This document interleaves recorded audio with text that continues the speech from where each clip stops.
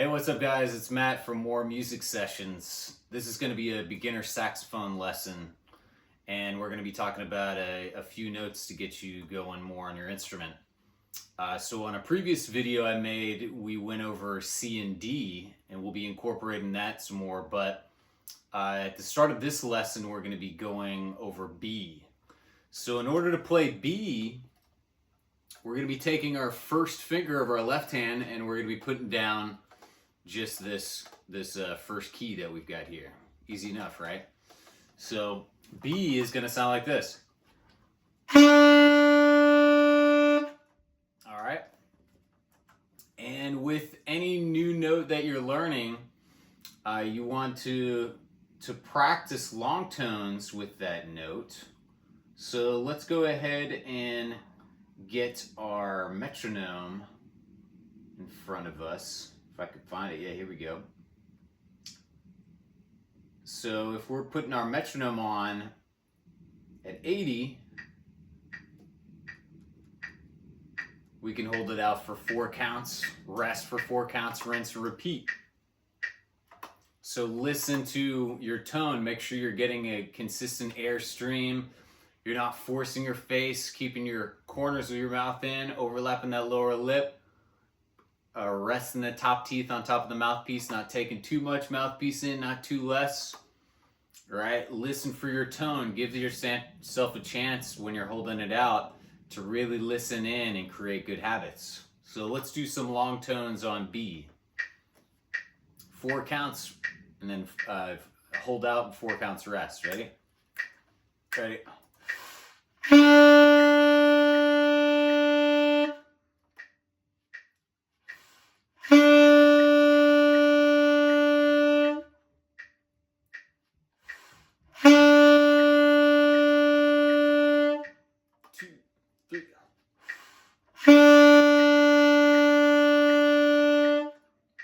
So each time you practice, you want to make sure that you're balancing out a few times of each one of these exercises. So run through it at least like 3 to 6 times if you can with what's laid out. And a lot of times these exercises might be like 4 measures or 8 or 12. So yeah, get in the habit of looping it around a few times to make sure that you're really sitting with understanding your good technique that you're putting in and listening for your sound, so you can apply it to everything else that you do with playing saxophone. So let's go ahead and move on to putting B, C, and D together.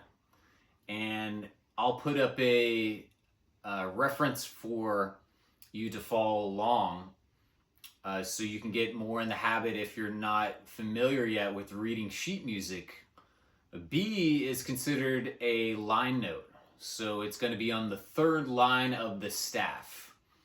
And that's how you know that you're going to be putting down this finger in order to play this note. C is going to be on the 3rd space. Right? If you're reading sheet music, remember it's just all line notes or space notes, whether it be on the staff or above or below the staff. So C is in the 3rd space, D is in the 4th line. And going from each letter, one letter to the next letter, is considered going up steps. If you're going up or down, right? Yeah, one letter to the next. And if you're skipping over a letter, that is a type of a skip. And there's only 2 steps we'll talk about going forward. And there's a few different skips we get into going into music. But let's go ahead and test out a little bit of number 6 off of the sheet that I have that you can follow along with me out of Essential Elements. This is going to have B, C, and D, like I said, and we're going to be playing all these as quarter notes. So again, if you're not familiar with quarter notes, a quarter note rhythm is written as a dot and a stem. The stem facing down or up has no bearing of the duration of it. It's going to be the same. So a quarter note gets one count. And the squiggly lines tell you that it's a one count of a rest, a quarter note rest. So let's put our metronome on at 60, and if this seems too fast and you're still getting comfortable with moving around these notes, just go at your own pace. Don't worry about going with the click. I'm just demonstrating for you. Eventually you want to be able to play along with the metronome so you can keep creating good habits with your timing. Okay, so each time you hear the click, that's considered your quarter note rhythm. So I'm going to put the metronome on at 60 BPM for this one. And we'll just keep repeating these 4 measures that we have for moving on up. Okay? So it's going to sound something like this. 1, 2, 3.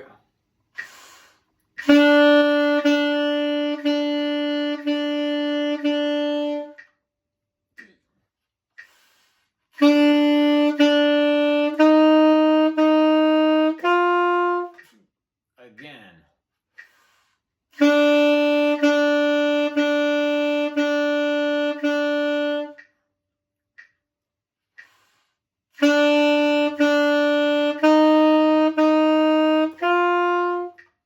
A couple more times.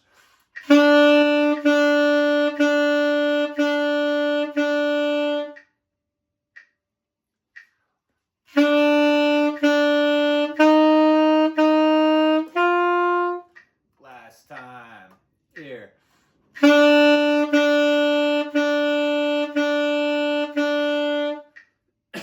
Excuse me.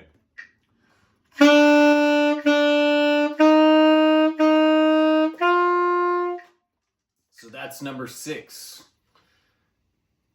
Get you in the habit of playing it like I was playing. I'll ride along with the metronome. Again, all these things that we're doing, listening into your tone, make sure that you're being as effortless as you can with moving around with the notes and anticipating everything with your fingerings and your embouchure, your air support. And again, I've mentioned before, if you're tonguing at the beginning of the note, you can think of saying the syllable D, right, as you keep your airstream going. But always keep reminding yourself of these habits, right? And yeah, if you keep reminding yourself of the fundamentals, the basics, then that's going to help with translating it over to having more dexterity and fluidity with moving around with your instrument. But that was B, C, and D. Let's keep rolling. Let's move over to even talking about another note. So the next note I want you to know, and this will be a separate sheet that you can look at, is going to be A. So A is considered the second space on the staff. And when you're reading saxophone music, we'll talk more about different clefs just in general in music, but saxophone we read in treble clef. Like a lot of other instruments, and they have a certain order of notes laid out when you're reading sheet music with that particular clef. A clef being the symbol at the beginning of the sheet music. So these haven't given you the treble clef yet. So yeah, on the next page they start introducing it, but that's another thing too. Different instruments might have different order of notes. You have a treble clef, bass clef, C clef, alto clef. So yeah, treble clef is one of the most common ones that you'll run into. But A, the way that we finger A is like this. We're going to be putting our first and second finger down, and that's it, just with your left hand. So first, second finger, left hand. Make sure you're resting your thumb on the thumb rest, keeping your right hand thumb below the thumb rest over here. and that's it. Let's do some long tones on A, or number 7 on the sheet that I put up on the video. Let's put it back to 80 BPM. A lot of times I'll have you guys do 80 BPM or beats per minute with the metronome if you're long toning. But you can always challenge yourself at a slower rate with the metronome as well, making sure that you're pushing your potential with your airstream as much as you can at whatever tempo you go at. A lot of times when I was practicing baritone saxophone, I would put the metronome on at 50 BPM and see how long I could hold out my lowest note. If you have a baritone that has a low A, making sure, yeah, you're pushing yourself, as far as you can before you have to take another breath. But yeah, always see if you can, tap into your potential with your air, and make sure that you're having the least amount of pauses in between with playing. But let's play a little bit of A. Yeah, with these long tones. 4 counts for a whole note, rest for 4 counts, whole note in between too. So it's gonna go like this. 2, 3.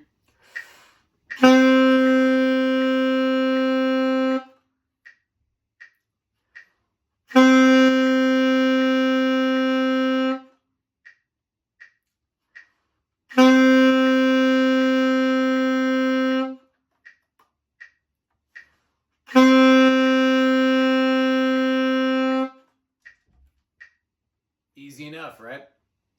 Again, yeah, if you're having issues with your sound, make subtle adjustments. Maybe take a little more mouthpiece, maybe a little less. You want to be at least halfway into your mouthpiece. So use me as a reference, see where I'm putting my mouth, and go with that. And if you're squeaking, you might be tensing up your face too much. So relax your face. You want to be set but relaxed is what we're always working for. And as far as your air goes too, make sure that you're pushing out your gut. And that's another technique that you can keep working on. When you're blowing into your instrument, pushing out so you can really get the full potential with your air. Sit up as tall as you can too, making sure that you're dropping your shoulders, all those good things with your technique. So that's going to be A long tone. And let's go ahead and throw in A, B, C, and D together here now. So let's take a look at number 8 on the sheet that I gave you, 4x4. And we're going to play all quarter notes with this stuff here as well. So 4 quarter notes on A into B, rest for 3 quarter notes, and then 4 quarter notes on D into C, rest for 3 quarter notes. And with these two, they start introducing you to different things in music that we'll see quite often. The repeat sign on number 8, where at the end you see how there's a thick line and a thin line and 2 dots that sandwich the third line. That is our repeat sign that we use in music. So if it's on that side, then it's telling you to, yeah, play all the way to where the repeat sign happens, and then we go back to the beginning. And sometimes you'll even have it on the flip side on the measure that you're repeating back into. But if you're going back to the very beginning of an exercise or a song, a lot of times they don't. It's not necessary to put the repeat sign again, because you'll assume you're going to go back to the beginning. But you might repeat back to another section of the music that isn't necessarily the beginning, and that's where you would have it on the other side of the measure. But yeah, that's going to be the repeat sign. They even talk about the double bar on number 7 when we were playing A long tones, the long haul.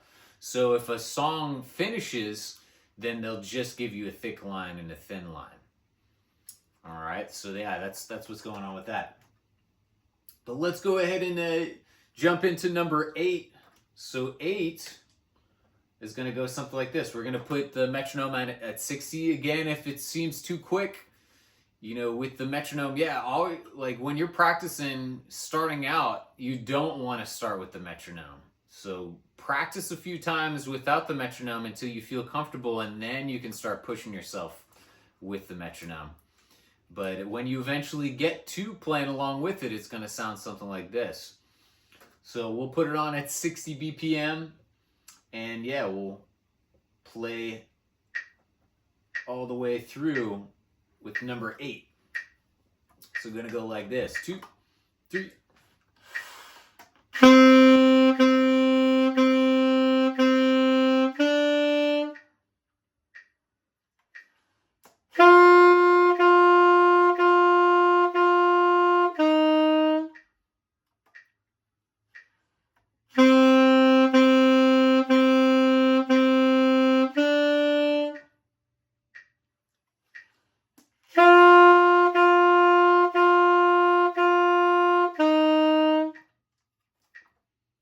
So that was 2 times through. And if they don't tell you otherwise by the repeat sign more than 2 times with repeating, then you can assume it's only going to be twice through. But when you're practicing this, keep looping it through. Yeah, do a few times through to make sure that you're really feeling comfortable with it, and making sure that you're working for accuracy and precision with everything that you're doing with this stuff. So let's go ahead and leave it on that. So now, yeah, we've got A, B, C, D down up to this point. So practice those notes. Practice, up to 8. On some of my other videos you can check out, we were going over C and D and talking more about the fundamentals. But a little bit a day goes a long way. Anytime you can find, your skills will be sublime. It's all about consistency. Think of it like exercise. You want to do as much as you can during the week, right? Yeah, if you can't do every day, try every other day. But start with at least 15 to 20 minutes. Even if it's 5 minutes, try getting more familiar with communicating on your instrument. And and then you'll keep progressing and going forward with it. All right. See you on the next one.